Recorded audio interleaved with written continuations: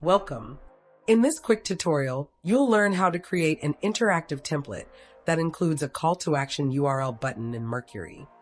First, go to Templates and then select WhatsApp from the left side panel. Next, click on the Interactive Templates tab. Now, select Create Interactive Template.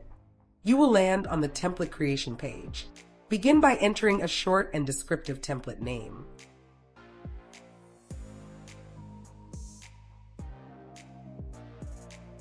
From the drop-down menu, choose the interactive message type as CTA URL. You also have the option to add a header to your template. Headers help highlight important information at the top of the message. You can choose from 4 header types: text, image, video, or document like a PDF.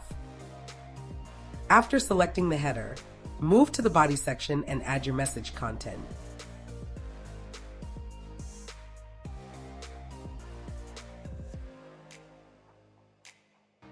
If needed, you can also add a footer for additional context. Go to the Action section and enter a button label, for example, Book Demo, which will take users to the intended page. After that, add the target page link in the button URL box.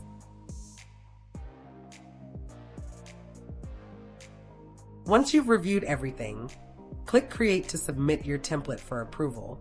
Now you have successfully created your interactive template.